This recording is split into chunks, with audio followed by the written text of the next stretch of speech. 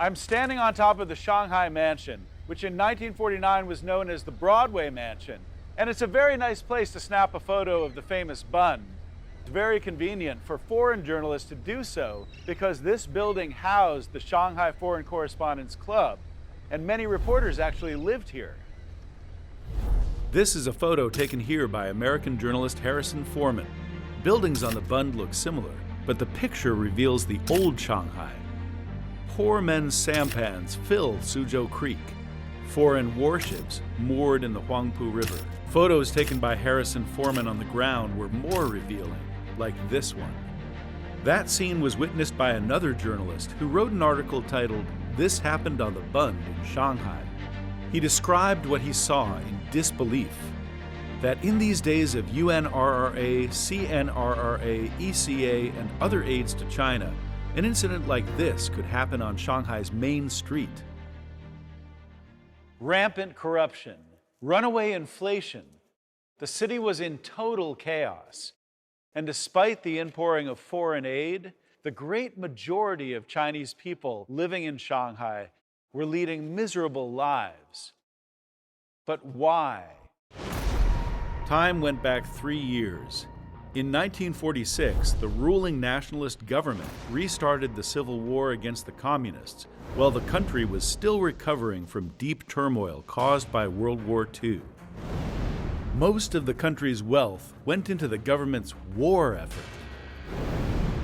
Without the people's support, the nationalists suffered defeat after defeat. By 1949, the nationalist government had lost control of half of China and most of its American-trained and equipped elite troops.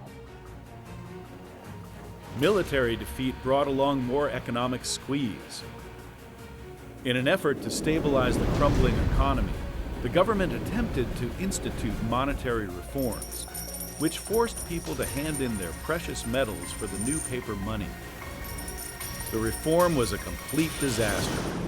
Any rickshaw rider may be carrying millions of dollars. For even the smallest payroll, the currency needed offers quite a delivery problem.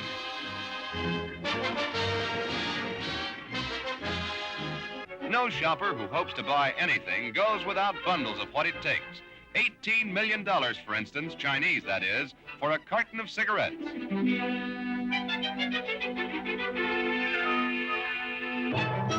And China's poor little working girl can hardly carry her half-month's pay. And it's a simple matter to drop a few million and wonder if it's worth the effort to pick it up. What did the government do then? More executions, more squeeze, and they had their secret plan in place. I'm standing on the rooftop of the AIA building on the Bund. In 1949, this was the North China Daily News building. In December 1948, around midnight, a British editor named George Vine noticed something peculiar from his fifth-floor office window.